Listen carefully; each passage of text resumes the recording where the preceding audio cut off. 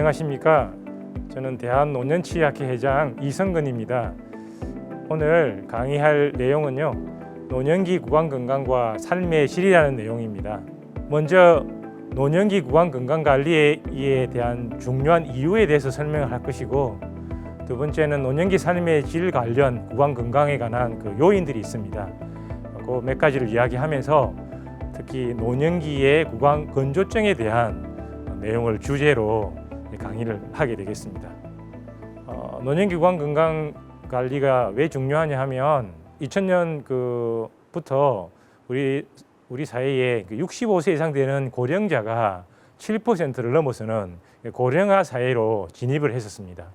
그 한 17년 이후인 2017년에 고령자가 14.2%라는 고령 사회로 진입을 하면서 노인들의 숫자들이 굉장히 많이 증가하는 것을 볼 수가 있습니다.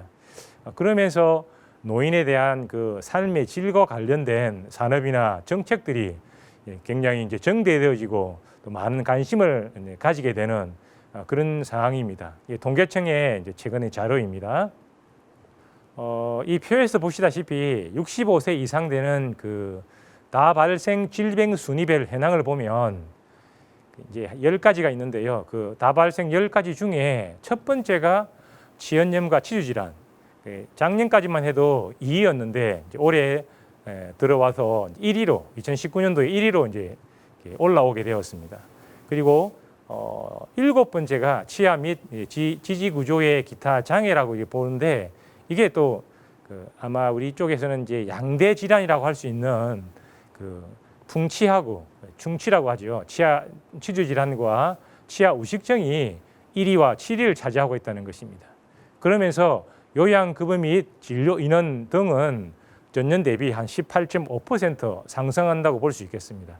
사실 청소년들은 좀 숫자가 줄어들고 노인들의 숫자가 증가하다 보니까 이 노인들이 치과에 찾아오는 비중이 많다고 해서 이게 증가되어 있는, 그리고 볼 수가 있지 않겠습니까?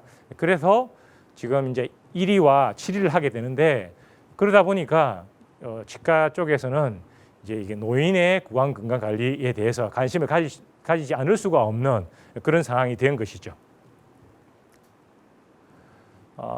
그리고 지역 치과 간호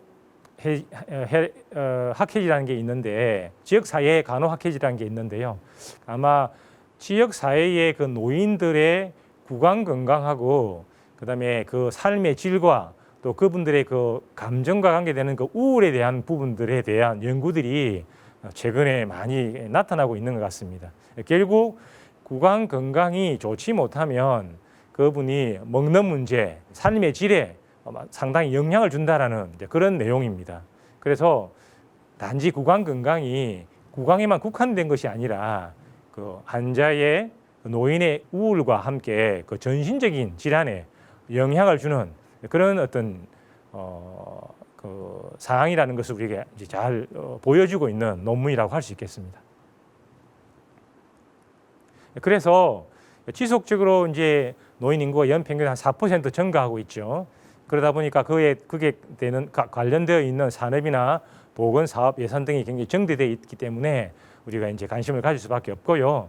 그다음에 방금 이야기했듯이 10대 다발생 질병 중에 1위가 치주염, 7위가 우식증을 차지하듯이 저희들이 이제 거의 그 노인들 때문에 이런 그 치과가 굉장히 어떤 그 요양급여라든지 진료 인원이라든지 이런 부분들이 많이 상승하는 것을 볼 수 있기 때문에 관심을 가져야 한다는 것이고요. 세 번째는 어차피 그 노인의 삶의 질에 밀접하게 관계되어 있는 것이 다른 어떤 건강보다도 구강 건강이다라는 것을 그 간호 쪽에서도 그렇게 잘 우리에게 알려주고 있기 때문에 저희들이 관심을 가질 수밖에 없다라고 생각이 듭니다.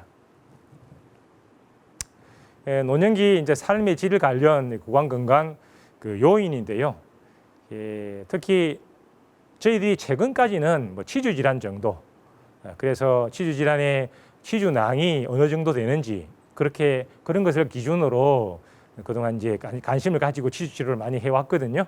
그런데 그리고 또 이제 한 가지는 그 보철적인 문제, 그러니까 그 환자가 크라운 브릿지를 했었을 때 음식물이 끼이면서 뭐 치아가 썩는다든지 또 파셜 덴처, 풀 덴처 이런 것을 이용해서 그 구강에 어떤 그 상처를 준다든지 뭐 저작에 불편감이 있다든지 또 임플란트나 또 아간면 영역의 어떤 그런 보철물 이런 쪽으로 많이 이제 관심을 가지고 왔습니다. 그리고 좀 드물긴 하지만 구강암에 대해서도 저희들이 좀 관심을 가지고 이렇게 왔는데 사실 그런 것보다도 노인기에 있어서의 삶의 질에 관계되는 가장 중요한 것은 흔히 말하는 그 구강건조증, 지로스토미아라고 볼 수 있지 않겠습니까? 지로스토미아라는 것은 우리가 어떤 객관적인 그 하이포살리베이션, 그 다액이 분비가 저하되는 그런 사인이라기보다는 구강이 건조하다는 것을 환자가 느끼는 그런 컴플레인으로 우리가 정의할 수가 있기 때문에 사실 그 지로스토미아가 실제로는 없는데도 불구하고 환자가 그렇게 느낄 때는 그것을 구강 건조라고 이렇게 설명할 수 있다는 겁니다. 그래서 노인들에 있어서의 가장 핵심적인 구강 건강과 관련돼서 나타나는 것은 지로스토미아, 구강 건조증이라고 볼 수 있겠습니다. 그래서 오늘은 노인기의 구강 건조증에 대한 이야기들을 제가 주 테마로 이야기를 하겠습니다. 정상적인 타액, 그 치매는 이렇게 그 다양한 어떤 성분들이 있죠. 사실 구강 내에 치아가 있고요. 그 다음에 세균들이 있고요. 또 그 세균 있지만 그 우리 치아를 통해서 음식을 먹지 않습니까? 그 음식을 먹고 그런 것이 이제 잔사들이 남아 있죠. 그런데 그 치아의 그 완충이나 윤활 작용을 하는 것이 다액이고요. 또 음식물을 소화하고 또 맛을 느끼게 하고 음식 덩어리를 형성해서 잘 삼킬 수 있게 해주는 것도 침이고요. 그 다음에 여러 가지 세균들이 있는데 이 세균들의 항세균, 항진균, 항바이러스 작용을 해주는 것도 침이고요. 그래서 이 침이 없다고 하면 상당히 치아도 잘 썩게 되겠고 지주염도 잘 걸리게 되겠고 음식물 소화한다든지 맛을 느낀다든지 음식을 삼키는 데 어려움이 있겠죠. 그리고 미생물로 인해서 이제 여러 가지 감염들이 생길 수 있는 소지가 많다 이렇게 볼 수 있겠죠. 그만큼 침이 굉장히 중요하다는 것을 먼저 제가 언급을 해드리고 구강 건조증과 노인기 삶의 관계에 대해서 말씀을 드리겠습니다. 이 논문에서 말하는 것은 사실 그 나이보다도 구강 건조증과 나이하고는 크게 영향이 없는 걸로 이렇게 나와 있고 주로 그 노인의 만성 질환이 얼마나 많은지 대략 요즘 최근 그 노인들은 3개에서 4개 정도 있다고 하거든요.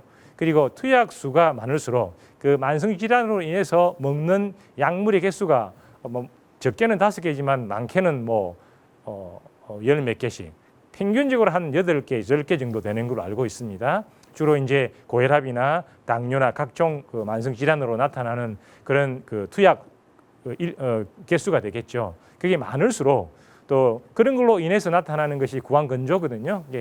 어떤 나이보다도 투약에 의해서 입안에서 구강 건조가 나타나면서 삶의 질이 떨어지는 오랄 헬스 릴레이티드 퀄리티 오브 라이프, 그러니까 구강 건강과 관련된 노인의 삶의 질이 이런 만성 질환과 투약수 그것으로 인한 구강 건조로 인해서 나타난다라고 볼 수가 있겠습니다. 과연 그러면 지로스토미아라는 것이 무엇일까? 제가 앞에서 말씀드렸지만 주로 이제 그 살리바가 이렇게 다액이 나오는데 뭐 거의 없다든지 아니면 이제 감소되어서 나타나는 그런 입안이 마르는 것, 드라이 마우스라고 정의할 수 있겠죠. 제가 앞에도 이야기했지만은 그 입마름에 대한 주관적인 정상이라는 것, 이게 굉장히 중요한 것 같습니다. 그렇기 때문에 노인들은 실제로는 그 구강이 건조하지 않는데도 불구하고 입안이 마르다라고 느끼는 것 증상들이 많아서 노년기에 유분율이 높다는 것을 보여주고 있죠. 보시면 남자와 여성이 있는데 여성이 좀 많이 느끼는 것을 볼 수가 있고요. 그때 60세에서 70 사이 이야기고 또 30세에서 40세에도 그 건조증이 있죠. 그러니까 전반적인 그 나이와 관계없이 구강 건조가 나타나는 걸 볼 때에 단순히 에이징만, 그 노화만이 구강 건조를 일으키는 것은 아니다라는 것을 볼 수 있겠습니다. 구강 건조증과 관계해서 나타나는 증상 및 질환이 있는데요. 아무래도 이제 방금 제가 그 타액에 대한 그 성분과 기능에 대해서 이야기를 했지 않습니까?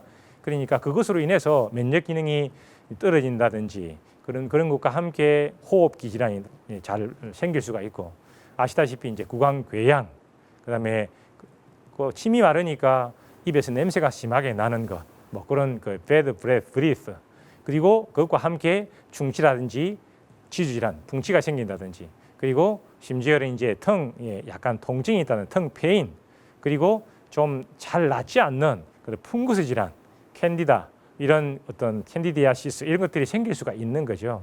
그래서 구강건조증이 있으면 어떻든 제작하기가 힘들고요, 잘 삼키기가 어려운, 연화가 어렵고 소화도 잘 안 되고, 약간의 미각의 변화가 발생하기 때문에 먹는 것에 대한 것들이 굉장히 좀 어려워지는 것을 볼 수가 있습니다. 그래서 신체적으로, 기능적으로, 사회적으로, 심리적으로 안녕하지 못하는, 자꾸 떨어지는 그런 상태에 빠지기 때문에 노인들은 자꾸 우울해지는 그런 것을 볼 수가 있죠. 심리적으로 우울해진다고 볼 수가 있겠습니다. 방금 제가 이야기했듯이 구강건조증의 원인은 크게 한 6가지 정도 볼 수가 있습니다. 메디케이션, 에이징, 캔서 세라피, 그 타액과 관계되는 그 신경의 손상이라든지 다른 어떤 건강과 관계해서, 그리고 우리가 흔히 말하는 그 담배나 알코올 섭취와 관계가 있다고 볼 수가 있습니다. 그런데 아래 3개보다는 위에 그 메디케이션, 에이징, 캔서 세라피가 주 원인이라고 볼 수가 있습니다. 이런 것에 의해서 우리 보면 귀 옆에 보면은 이하선이 있지 않습니까? 그리고 턱 밑샘과 그다음에 턱끝샘 보면 설하선, 악하선에 이제 그 침이 잘 분비되지 않는 그런 현상이 나타날 수가 있습니다. 그래서 첫 번째 이제 메디케이션이라고 볼 수 있는데요. 주로 그 노인, 뭐 나이 드신 분들이 앓고 있는 질환이, 만성 질환 중에 고혈압, 당뇨, 뭐 누구든지 거의 다 이제 앓고 있지 않습니까? 그 고혈압 약물 중에 ACE 억제제라는 게 이제 안지오텐신 2의 생성이나 작용 과정을 막아주는 그런 약제라고 볼 수 있죠. 그다음 베타 블라크, 또 그다음에 알파 블라크, 이런 어떤 고혈압 치료제, 이런 약제들하고 당뇨의 약제들, 그러니까 고혈압과 당뇨에 쓰이는 약제들이 대부분 이제 그 구강건조증을 유발하게 되고, 우리가 흔히 알고 있는 그 약제들 중에 대부분 이제 교감신경이나 부교감신경에 작용하는 그런 만성질환 약물들이 거의 구강건조증을 일으키는 수 있는 확률이 높은 그런 약제들이거든요. 그래서 일단 만성질환으로 약을 먹고 있다고 하면 구강건조증을 항상 의심해야 되고, 또 우리가 그 구강건조증에 따르는 구강의 여러 가지 나타날 수 있는 질환이나 증상들을 꼭 살펴보는 것이 중요하고, 그런 것들에 대해서 환자들에게 설명하는 것, 잘 설명해서 관리할 수 있도록 하는 것이 중요하다고 볼 수 있겠습니다. 이 논문은요, 이제 나이가 들면서 과연 구강건조증이 좀 많이 있는가, 이런 논문인데 아주 좋은 논문 같습니다.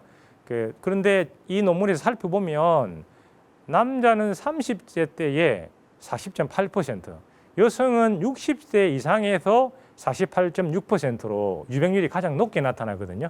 그 말은 무슨 말이냐면 모든 연령대에서 구강건조증이 나타난다는 겁니다. 그런데 대부분 저희들이 알고 있기로는 이제 나이가 들면서 구강건조증이 나타난다라고 이야기하는데, 실제로 제가 임상을 해보면 약물을 투여받지 않는 사람들은 구강건조증이 잘 없어요.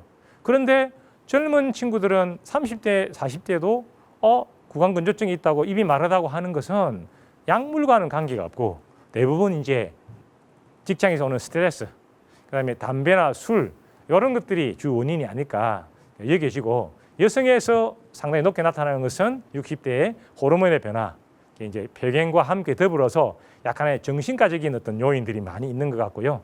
물론 약물 복용이나 다른 질환도 관계가 있을 수 있죠. 그것을 잘 보여주는 그런 이제 그 논문이라고 볼 수 있겠습니다. 다시 말하면 나이보다는 스트레스나 약물이나 호르몬의 변화에 의해서 구강건조증이 잘 나타난다라고 볼 수 있겠습니다. 그리고 좀 드물지만 이제 구강암이죠. 오랄 캔서가 있는데요. 오랄 캔서를 이제 앓게 되면 처음에 저희들이 이제 캔서 자체가 오랄 캔서가 큰 경우에는 주로 그 키모세라피를 해서 항암요법을 통해 가지고 사이즈를 줄인다든지 그렇게 해서 수술을 하지 않습니까? 그런 방법이 또 있고, 또 너무 범위가 크다든지 해서 수술을 하기가 어려울 경우에는 우리가 방사선 치료, 이라디에이션 치료를 하는데, 그 방사선 치료나 케모세라피, 그 항암 치료를 한 이후에 구강건조증이 잘 나타나는 걸 볼 수가 있습니다. 그러니까 이 오랄 캔서가 많지 않기 때문에 뭐 우리 이제 치과에서 좀 보기는 드물긴 한데, 그래도 이런 환자들이 있으면 대부분 이제 구강건조증을 호소하게 되겠죠.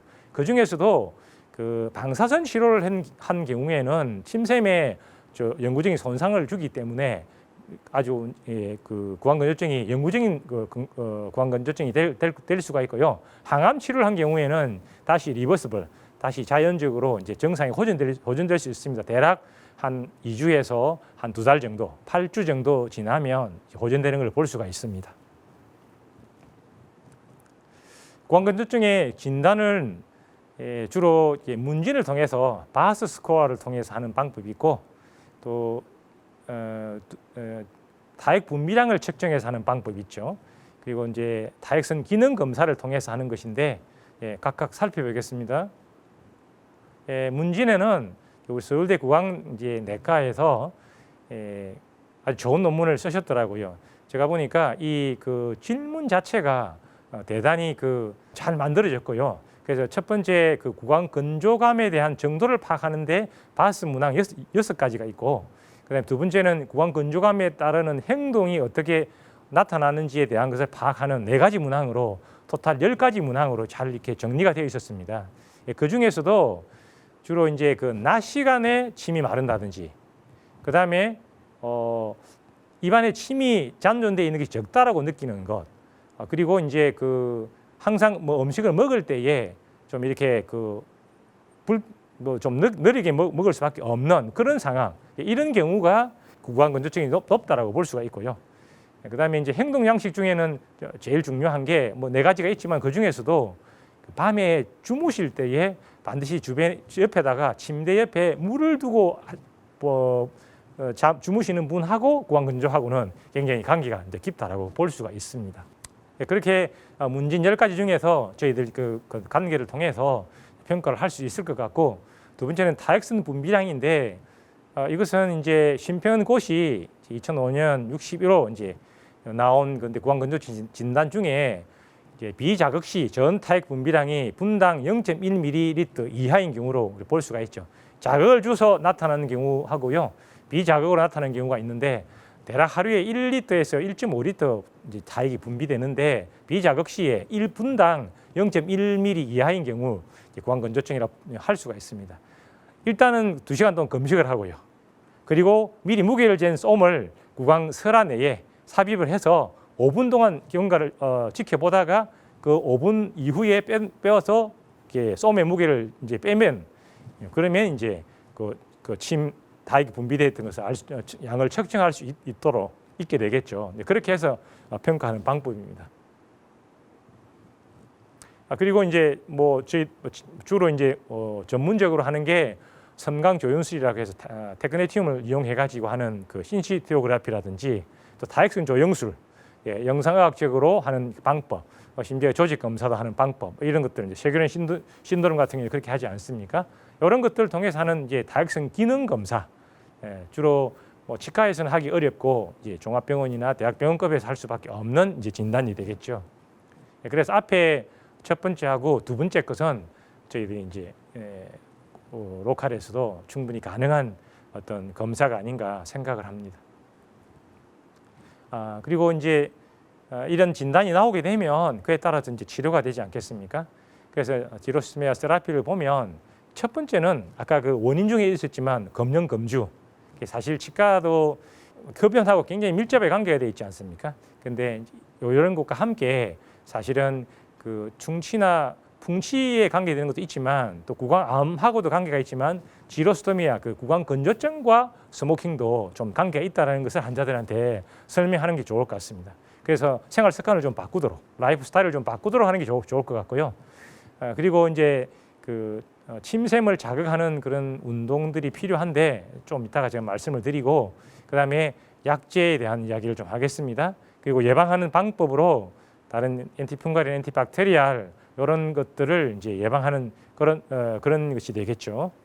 미국 치과의사협회에서 근거 사항을 보면 구강건조증 있는 경우에는 최소 1년에 2번은 치과의사를 만나라.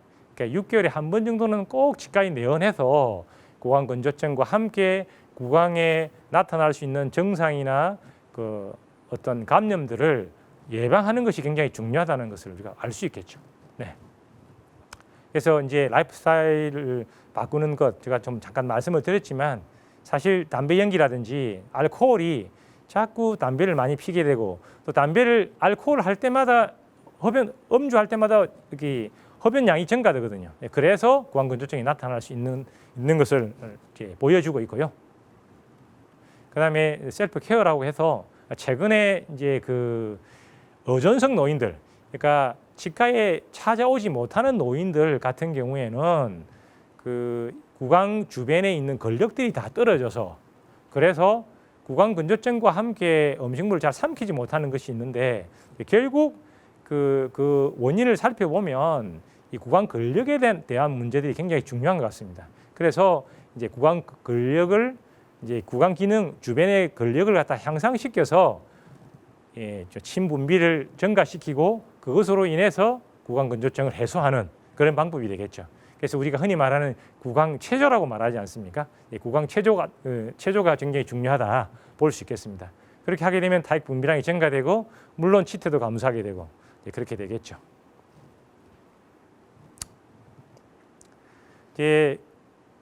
이것은 이제 약간의 어떤 그 물리적인 치료 방법이라고 하면 약물 치료가 있겠습니다. 메디케이션인데 특히 그 일반 의약품이냐, OTC냐, ETC냐, 전문 의약품에 따라서 이제 약물 치료 선택에 우리가 좀 중요하게 고려해야 되지 않겠습니까?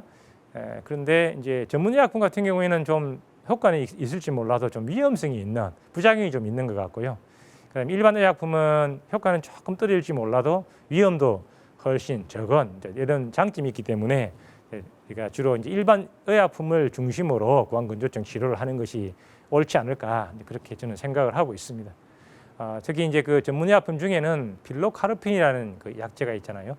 이 부교감 신경 효연제로서 무스카린성 수용체에 비선택적으로 작용해가지고 이제 그 다액을 분비하는 그런 약제가 되겠습니다. 이 약이 상당히 그 침 분비를 잘 일으키는 것은 사실인데 문제는 좀 부작용이 있다는 거 아니겠습니까? 그리고 쓸 수 있는 그 기간이 한정돼 있죠. 그래서 최대한 일반 의약품 중심으로 먼저 접근해 가는 게 좋지 않을까 이렇게 생각을 합니다. 특히 이제 그 침샘이 문제가 생긴 경우에는 뭐 이 약제를 쓴다고 해서 이제 잘 되지 않는 침이 분비되지 않기 때문입니다. 그래서 주로 이제 일반 의약품으로 사용될 수 있는 게 그 세 가지 이제 국내에 나온 게 있는 것 같습니다. 제가 이제 써본 것은 드라이문트 게일이 있고요. 그 다음에 그 제르미아 액, 그다음에 제로바 액인데 그 중에서도 그 드라이문트는 이제 튜브형의 그 젤 형태로 되어 있는 거고, 그다음에 이 제르미아나 제로바는 그 액상형으로 뿌릴 수 있도록 스프레이로 되어 있습니다. 그런데 이 드라이문트는 염화칼슘이나 염화칼륨, 염화나트륨, 염화마그네슘 이런 염화 성분으로 이렇게 되어 있다고 하면 이제 제로미아는 그 카복시메틸 셀룰로즈, 그 CMC라고 하죠. 이 CMC의 점막의 그 습기를 보존해주는 이 그 기능을 이제 활용하는 것이고, 솔비톨이라고 해서 이 성분이 치매 분비 촉진을 한다든지 약간 이게 단맛을 주는 어떤 그런 게 있기 때문에 제가 구강 내 스프레이를 뿌려보니까 맛도 좋고 그러면서 침 분비도 약간 나타나기도 하고 또 그 자체가 약간 습기를 보존해주는 어떤 그런 어떤 역할이 있어서 좋지 않나 그렇게 생각을 했었습니다. 그래서 구강 내 습기를 유지하고 또 어떤 약간의 어떤 그 맛을 좀 느끼면서 할 수 있는 것은 그 제르미아가 좋겠다 그런 생각을 갖고 있습니다. 이 제레미아 이거는 뭐 아시다시피 일반 의약품이니까 사이드 이펙트가 뭐 적겠죠. 또 안전한 약물이겠고 쉽게 사용하기도 하고 또 빠르게 효과가 나타나기도 하고요. 구강 내에 건조가 있는 모든 경우에 다 이제 사용할 수 있겠습니다. 약물 복용이란 구강 건조, 시암이나 구강 소수술 후에 나타날 수 있는 것, 방사선 조사하고 나서도 나타나는 구강 건조, 뭐 정서적인 요인으로 인해서 자꾸 침이 마르면 그것도 사용할 수 있겠고요. 그러니까 자주 이제 들고 다니면서 사용하면 좋겠는데 특히 그 약제의 원활한 그 희석을 위해서 한번 사용할 때 3, 4회보다는 조금 많이 흔들어야 될 것 같습니다. 자주 많이 흔들어서 그리고 나서 이제 입안이나 인후 쪽으로 이제 한 1, 2회 분사를 하면 되겠습니다. 그렇게 되면 입안에 골고루 잘 퍼지는 것을 볼 수가 있었습니다. 혹시 계속 건조증이 있으면 들고 다니면서 이제 계속 구강 내에 뿌려주면 사이드 이펙트가 없기 때문에 크게 잘 활용할 수 있지 않을까 생각을 합니다. 카복시 메틸 셀룰로즈라는 것 자체가 이제 이 그 조사라든지 어떤 이런 그 결과를 낸 곳은 서울대 구강내과학에서 이제 내준 결과인데 구강건조증 환자 한 50명, 그 남자가 6분, 여자가 44명, 이제 이 평균 한 58세 정도 된다고 돼 있거든요. 이런 분들 그러니까 그 60세 들어가기 전 이제 그 연령층에 있는 환자들이라고 볼 수 있겠죠. 대부분 이제 이게 여성 같은 경우는 폐경기에 접어든 여성들 아니겠습니까? 이런 분들에게 구강 건조증이 잘 있는데 이 결과를 보면 구강 건조증, 낮 동안의 구강 건조감, 일상생활의 불편감 항목에서 유의한 개선이 있다. 제가 그 전 논문에서 이야기했듯이 그 입안에 그 낮 동안의 구강 건조감이 있다든지 또 입안에 그 타액이 침이 좀 없다든지 또 일상 그 뭔가 밥을 먹고 식사를 할 때에 불편감이 있다. 이게 굉장히 중요한 부분이거든요. 이 부분에 유의한 개선이 있다는 것은 굉장히 좋은 어떤 효과가 있다라고 볼 수 있지 않겠습니까? 그리고 잠에서 깨어나는 항목에서 좋은 행동 개선 효과도 있다. 그리고 이제 식사 시 구강 건조감 항목에서도 좋은 개선 효과가 있다. 이렇게 설명하고 있습니다. 그래서 CMC 인공 타액으로 되어 있는 제로미아가 구강 건조증과 관련 증상과 행동 양식을 이제 감소시켜 주는데 개선 효과가 뛰어나다고 볼 수가 있겠습니다. 주로 이제 치과적으로 사용한다고 하면 이제 구강 건조증 아까 그 진단에서 문진이나 타액 분비율과 전문적으로 하는 그 타액 기능 검사가 있는데 그 문진이나 타액 분비율 검사는 로컬에서 할 수가 있지 않겠습니까? 이런 문진 검사나 타액 분비율 검사를 통해서 구강 건조증이라는 진단이 나게 되면 이 제로미아를 구강 내에 이제 분무를 하면서 필수 분무하고 그래서 외과적 단순 처치 행위라는 추가해서 인정받을 수 있도록 하면 되겠고요. 그다음에 이제 이런 그 사용되어 있는 제로미아의 잔량은 환자한테 드리면 되고, 그렇게 우리가 이제 의약품이라고 해서 환자 진료비의 비급여 재료로 청구 가능하다고 이제 하긴 하는데 이제 그런 것보다는 일반 의약품은 이제 우리가 환자에 사용했던 것을 처방을 하면 환자가 이제 사서 쓸 수 있는 그런 형태가 되면 좋겠고요. 그 중에서 특히 그 문진을 했을 경우에는 기본 진찰료에 포함되기 때문에 뭐 저희들 청구하기는 어렵지만 타액 분비율 검사를 한 경우에는 이제 우리가 임의 비급여 형태로 이제 다시 이걸 청구할 수 있기 때문에 그러니까 구강 건조에 대한 진단 타액 분비율 검사하고 또 이런 그 단순한 외과적 단순 처치에 대한 것들 하고 그다음에 기본 진찰료 하고 또 필요하면 우리가 일반 의약품으로 처방하는 것 하고 이런 것 해서 치료를 하면 좋지 않을까 그렇게 생각을 합니다. 2004년 2월 7일 날 우리 선학들이 참 대한노년치약회를 만들었습니다. 지금 이제 한 16년째 접어들었는데 제가 이제 회장으로 있지만 2012년도 1월 달에 저희들이 좀 뭔가 그 노인들에 대한 특별한 그런 집단회가 필요하겠다 생각을 해서 이제 박준봉 회장님 이제 시절에 시니어 구강관리 전문가 과정이라는 것을 개설을 했었습니다. 그래서 그것을 1년에 2번 정도 하다가 최근까지 아주 한 6회 정도 한 걸로 기억이 납니다.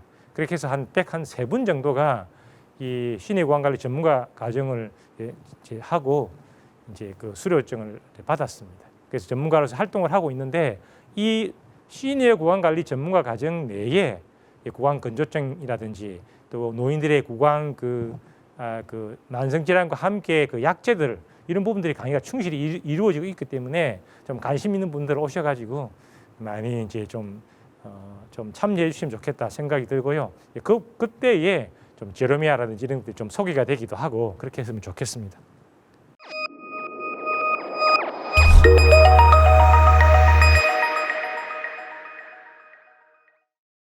예, 많은 분들이 그 노화 자체가 구강 건조증을 유발할까요? 그런 이야기를 하거든요. 제가 이제 그 환자분들 나이 드신 분들 오시면 의외로 젊은 사람들보다도 침이 많이 분비되는 사람들을 볼 수가 있고요. 또 어떤 분들은 이제 그 한 50대 정도 되었는데 침이 아주 마른 그런 분들이 있고 또 젊었는데도 불구하고 침이 바짝바짝 마른다는 분도 계시고 나이가 아주 많이 들어도 의외로 그 침이 많이 분비된다라고 말씀하신 분들이 있거든요. 예, 그것을 보면 노화 때문에 노화 자체가 구강 건조증을 유발하는 건 아닌 것 같아요. 예, 옛날에는 그렇게 우리가 알고 있었는데 그런 것이 아니라 그 나이가 들면서 여러 가지 어떤 먹는 그 약물 때문에 주로 구강 건조증을 유발하는 것이 아닌가 생각을 합니다. 제가 이제 강의 시간에 잠깐 언급을 했지만 30대, 40대에도 그 스트레스 때문에 구강 건조가 오고요. 그다음에 60대에는 여성들 같은 경우에는 그 호르몬 변화로 인해서 오기도 하고요. 그런 것들 때문에 오는 것이 많고 또 약물 때문에 오는 경우가 많지 노화되어 가는 과정에서 노화 자체가 구강 건조증을 유발하는 것은 아니라고 지금 현재까지는 그렇게 알려져 있습니다. 두 번째 질문은요. 노년기 구강 건조증의 원인은 무엇인가요? 그렇게 돼 있는데 저 강의에서도 말씀드렸듯이 가장 주 원인은 뭐니 해도 약물입니다. 약물. 그래서 노인들이 먹고 있는 그 만성 질환으로 먹고 있는 그 약물의 대부분이 구강 건조증을 유발한다고 보면 되겠습니다. 그래서 그 만성 질환이 많을수록 그 투약 약물이 많을수록 구강 건조증은 심해지고 그것과 더불어서 구강에 여러 가지 증상들이 나타나겠죠. 심지어 치아 뿌리 쪽에 있는 중치, 직은 중치, 우식증, 그다음에 뭐 틀니가 있으면 틀니로 인해서 틀니가 잘 붙어 있지 못하잖아요. 구강 건조하니까. 그래서 자꾸 빠지다 보니까 오는 그 구강의 어떤 그 궤양, 틀니로 인한 또 스토마타이티스, 구내염 이런 것들이 많이 올 수가 있는데 어떻든 그런 환자들 대부분 보면 그 약물을 많이 먹는 분들 그런 환자들이라 볼 수 있겠습니다. 카복실 메틸 셀룰로즈가 구강 건조증에 정말 효과가 있나요?라고 물어주셨는데 드라이문트 같은 경우에는 염화, 칼슘, 이런 부분 성분들로 되어 있다고 했지 않습니까? 그런데 이 제로미아는 카복실 메틸 셀룰로즈로 되어 있어서 이제 수분을 구강 내에 유지시켜주는 어떤 그런 효과가 있기 때문에 정말 효과가 있다라고 볼 수 있고요. 아까 그 중에서도 그 솔비톨도 포함되어 있어서 다액도 분비하지만 이 다액 분비된 것을 잘 이렇게 그 유지시켜주는 이 카복시 메틸 셀룰로즈가 그 구강 건조증에 큰 효과를 발휘하지 않나 이제 그렇게 볼 수 있겠습니다. 마지막 질문인데요. 제르미아의 1회 분사량 및 종매태 사용 가능한가요? 이렇게 질문을 많이 하시는데 한 번 분사할 때마다 0.1ml 정도 나오니까 대략 한 200번 정도 사용이 가능하고요. 그러면 뭐 하루에 한 5회에서 한 10회 정도 뿌린다고 하면 보름에서 한 달 정도 사용 가능하지 않나 그렇게 생각을 합니다. 지금까지 구강 건조증, 노인에 있어서 구강 건조증에 대해서 이제 설명을 했는데 아마 선생님들에게 유익했는지 잘 모르겠지만 지금까지 잘 들어주셔서 감사드립니다.